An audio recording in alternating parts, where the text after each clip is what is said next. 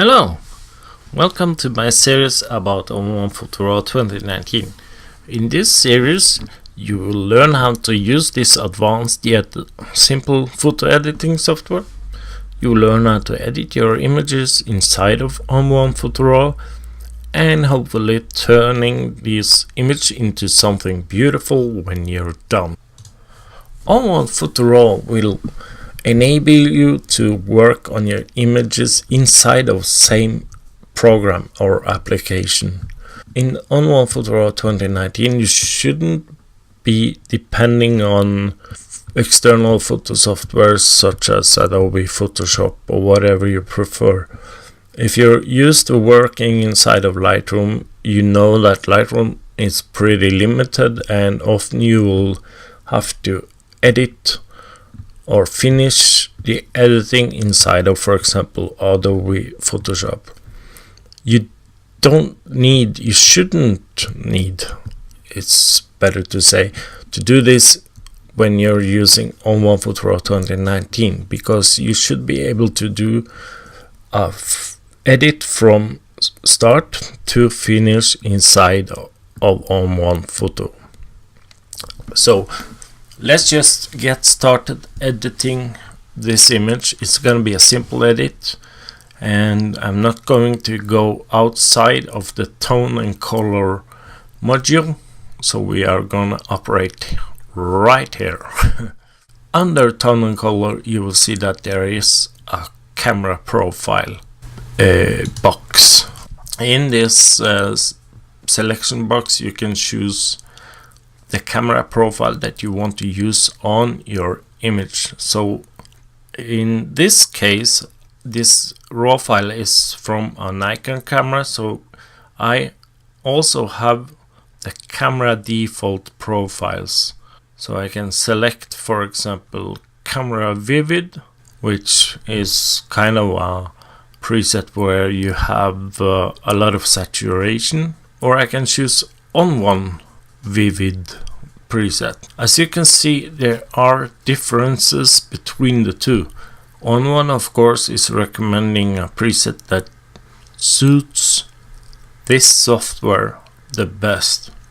So ON1 is saying to you that yes, you have both the camera profile and you have the ON1 preset.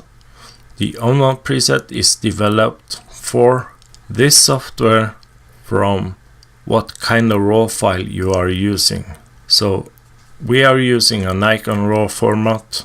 ON1 Photo Raw then reads that format and it calculates, oh yes, this is a image from a Nikon camera. This is the preset that suits this image the best. So that's the idea behind the ON1 presets. But of course they also want you to have the options of using the camera default, for example from camera vivid. I'm going back and forth here, so I'm sorry about that, but I'm trying to tell you what is the idea behind the camera profile. As you hover different profiles, you can see that the standard is gonna leave us with a pretty flat image, but again, the standard is a pretty good place to start editing your photos. And then you have the ON1 landscape, which is a more saturated photo with a lot of contrast. In my case, I also have the portrait preset, I have the vivid preset, and finally a totally neutral preset. A neutral preset is a good place to start if you want to control everything yourself. The presets in this box is different for every kind of camera you are using. So let's say I'm using a Canon camera as well. So the next time when I go into a camera raw file, I will have totally different options inside of this selection box. So if you're looking for the same presets that is showing on the video and you can't find it, you are using maybe something different than, for example, my Nikon camera. Let's click on one Vivid. That's the preset I like the most for this image. We need to work on shadows, and we probably need to work on the highlights as well. As you can see, as I scroll over, it shows the preview for each preset. Obviously, we want to make this photo a bit brighter. I'm going to start with the highlights, however, so I am gonna bring down the highlights so we can actually make this photo a bit brighter. So I'm going down to around here. At the same time, I also want to pull out some details from the shadows, so I'm going up on the shadows to around here. I think is fine. No, maybe, let's see here, to around here. That should be fine. We can also control the midtones, which is an option you don't have in Lightroom. The midtones is everything that is between totally black and totally white. So in the middle there is the midtones. So you can imagine it's these tones or the light that are kind of brownish, or yeah, darkish but not too dark, and bright but not too bright. So let's try and control the midtones here. So we are making it brighter.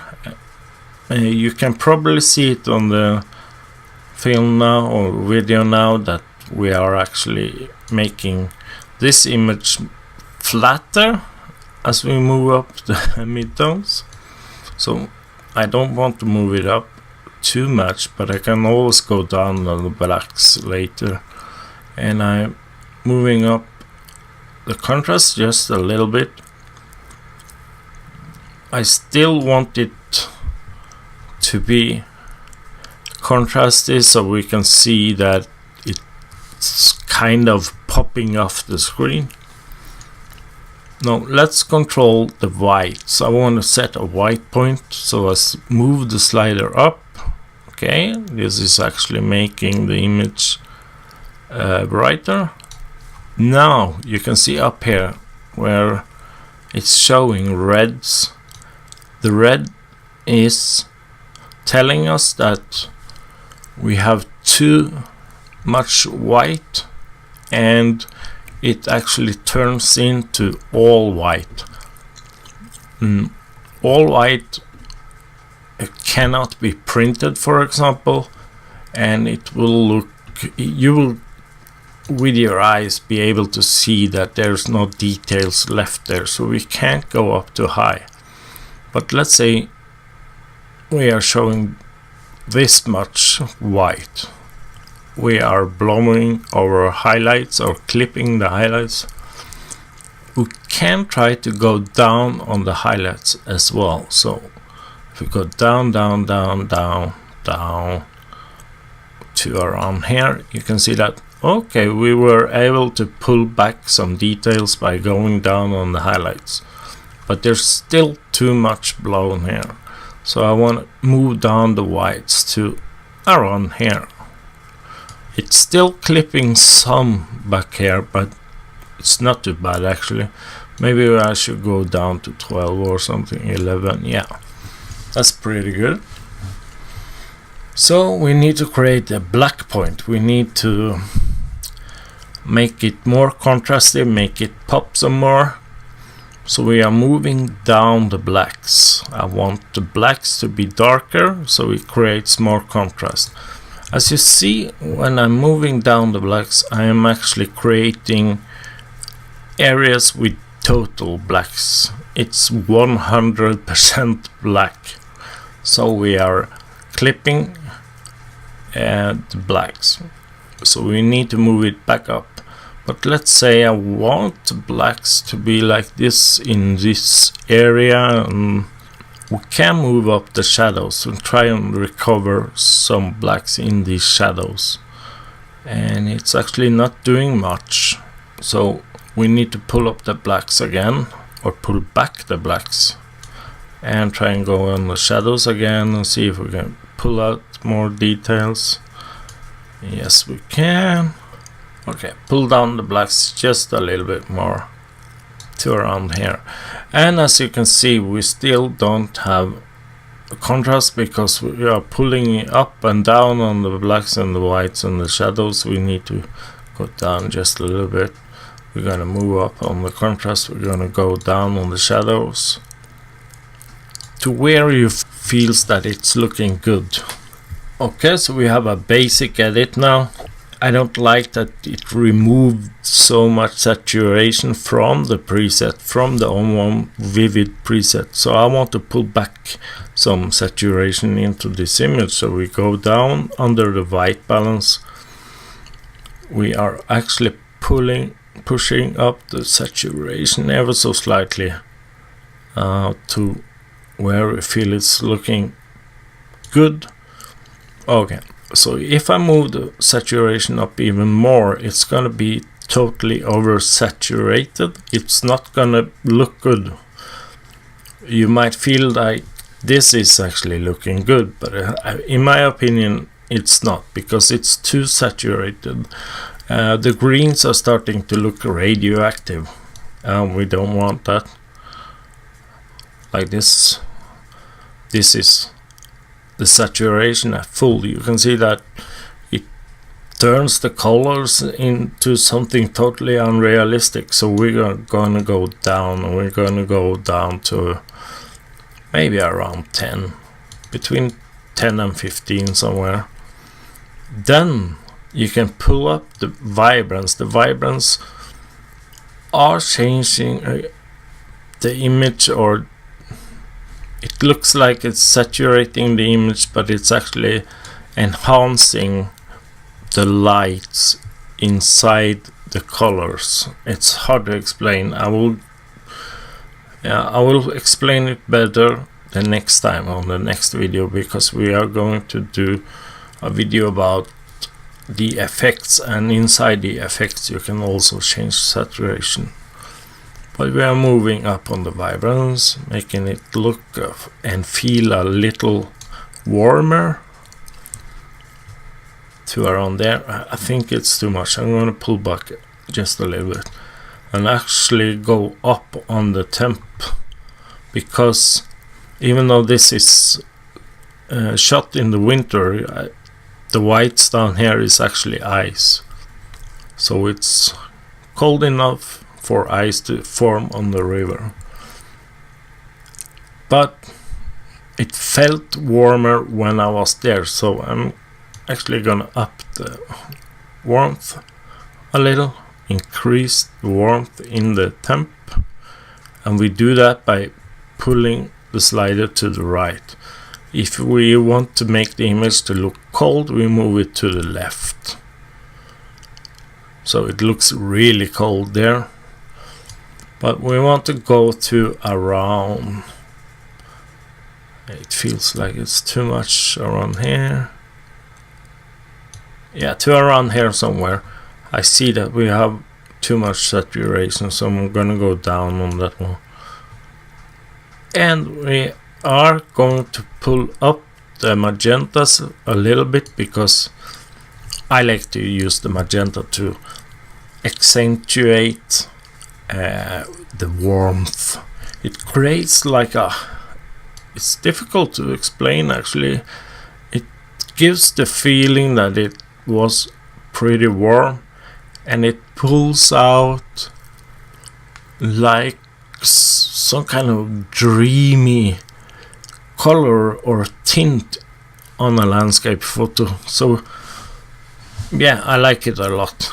It's just a matter of taste actually. So if you don't like the tint to be up in the between 5 and 10, don't, or whatever, don't use it. It's up to you.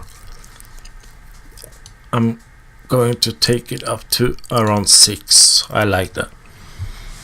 So at this point I would go back and go over the sliders really quickly again, because we have set a basic edit. Now I want to look at the contrast. Is it too much? Is it too little? I'm going to go down to around here. Yeah, I felt it was a bit too much actually. Now let's check the midtones. Do we need to pull up the midtones? I don't think so, because we pulled up the shadows a lot. So I'm going to go down to around 2 on the midtones. On the shadows I will actually go down ever so slightly. No, I'm not sure actually. I will go up, and I will actually go down on the blacks to around here. Yeah. And at this point I don't want to touch the whites. I think the whites is okay. Okay, so we made it a bit warmer. We are actually going to try the auto preset to see what this software wants us to use. Yeah, I kind of like that, but I still want to go up on the temp to around here. Yeah, that looks good. And I also want to go up on the magenta. That's too much. To around here. Okay, so at this point I would continue to go into the effects. This module, the develop module, is now done. The only thing I would enable is the lens correction. Nothing else. I would not change anything else inside of here. So I go into the effects, and under the effects we can add filters. This is where I do most of my work on my photos. It's inside the effects, and by adding filters, this is how I would make it look the way I want it to look. And I have my routines that I use, and the order of how I add the filters and everything like that it's pretty important for my workflow, that I do it in a certain way. So at the next episode, or actually a few episodes after this one, I will show how I do it, but your workflow might be something different. You might want to do it different, and that's totally up to you. But we are going to show a basic preset or basic filter here now. I'm adding the glow filter. Right now the glow filter is not enabled because it's at 0 if you look at the amount. So by moving the amount up and down, I can create a effect into this image that's actually pretty nice. I like it, but it makes it maybe not as sharp and crispy. It's actually softening the image, and that's something I like to do on my landscape photos. You also have presets inside this module or filter. You can click on normal. It makes it even more soft. If you click on lighter, it will brighten the image, but still it's gonna be soft. Darker. Yeah, that kind of looks nice actually. I might use something like this if I want to make it more towards the night time. Okay, darker. So darker kind of looks great actually. It's a bit too dark, but I could actually change that later with let me see here, tone enhancer. Just quickly go through that as well. As you see, it's dark in the shadows. Maybe going up in the shadows on the tone enhancer would help, which it does. So yeah, that's actually kind of nice. And I'm actually gonna stop this video here, and in a couple of videos we are going to go into a really advanced edit, and we are going to do that under the effects. So just stay tuned. If you like this video, please click on the thumbs up. If you don't like it, you can click on the thumbs down. But if you do, please comment and tell me what you didn't like, so I can try and change that to whatever episodes coming after this. And of course, please subscribe if you like this video. It will help me with determining if I would like to go really advanced on this video or the next videos or not. And yeah, thanks a lot for watching, and I'll see you in the next one, hopefully. Thank you.